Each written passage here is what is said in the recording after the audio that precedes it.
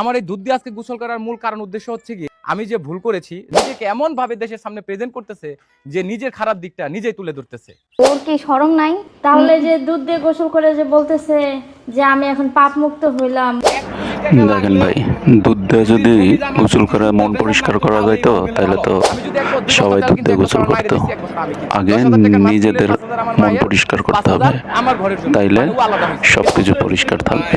দেখেন, আপনারা একটু খেয়াল করে দেখেন বন্ধুরা। বন্ধ করে দিছে তাই তোমার ছেড়ে দিছে। তাই সবাইরে লাগাই দিছে, ভাবি সুদ্ধা ভাড়া করে নিয়ে আসছে। তাদের উদ্দেশ্যে বলতেছি, ডিভোর্স হয়ে গেছে, এখন আপনি কি ক্লিয়ার করার জন্য আবার আরেকজনের টপিক নিয়ে কথা বলতেছেন?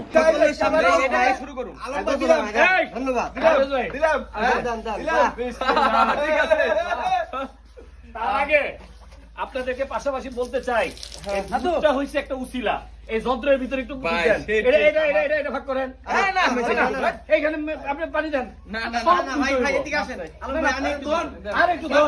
যাইবো না, যাইবো না। হ্যাঁ, তিনটা পেন পড়ছে এক লগে। আচ্ছা, এখন মগ দিয়ে এটা ভাগ করেন।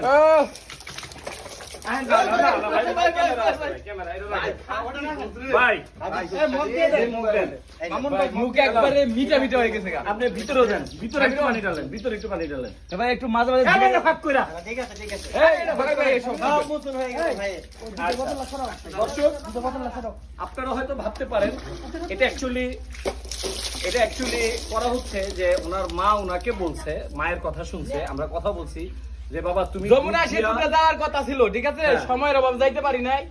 ব্যাগে কইছে 1 কোটি টাকা লাগলেও যদি জমি জামা গোষ্ঠী শুদ্ধ বেচার লাগতো তাও এই বউ গেলে ভালো। আচ্ছা, এই জায়গায় যে ঘটনাটা ঘটছে, যারা উপস্থিত ছিল, পরে ব্যাগে কইছে যে যমুনা নদীতে যাইয়া ব্যান্ড পার্টি নিয়ে যাইয়া গোসল কইরা তারপরে এবার লেগে মনে কতটা খুব আর দুঃখ থাকলে আমি এই ধরনের কঠিন সিদ্ধান্ত নিতে পারি। আমি জীবনে ভাবি নাই এই কাজ করা লাগবে। দেখেন, আমাকে যেভাবে ইউজ করছে, এখানে বলছে আমি নাকি কাকে ইউজ করছি।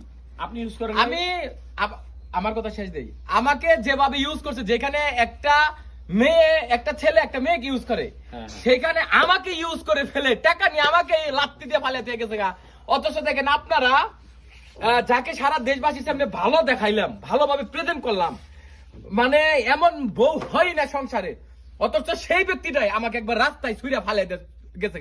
আমার এই বয়সে কি আমি নাটক করবার লাগে বিয়ে করবো? আপনারা যে ভুল মোটিভেটটা, ভুল চিন্তা ধারা নিয়েছেন। আমি আলম হাসান এই যে আজকে দাঁড়িয়ে বললাম, যদি বেঁচে থাকে, হায়দের জিন্দেগি থাকে, আমি জীবনে আমাকে দিয়ে কেউ একটা খারাপ কাজ করাইতে পারবো না। বিয়ে করবেন না? যে খারাপ কাজ করে, আমার এই কথার সাথে বিয়ের কোনো সম্পৃক্ততা আসে না।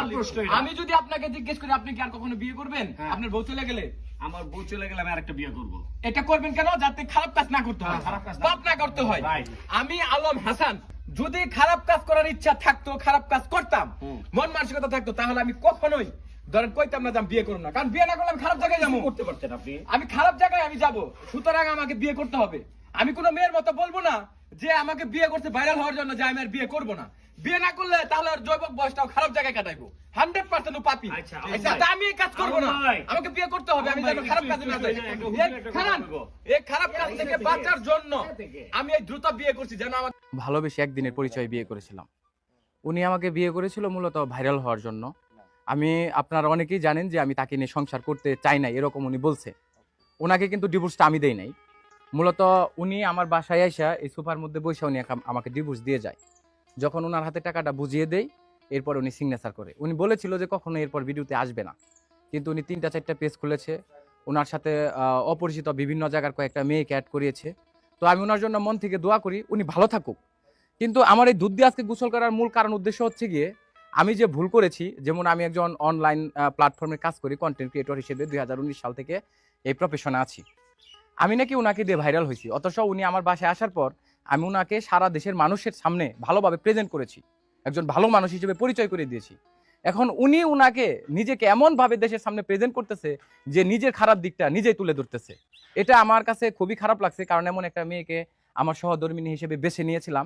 সবাই আমাকে ভুল বুঝেছেন, আমি নাকি টাকার জন্য তাকে আমি বিয়ে করছি। নো, এরকমটা নয়। আমি যদি করতাম তাহলে তাদের বাড়ির থেকে কোনো কিছু গ্রহণ করতাম। 7 মাস একটা মেয়েকে বিয়ে করার পর আমি দেনমোহর বাবদ 3 লক্ষ টাকা, এমনকি আমার শ্বশুর বাড়ি সহ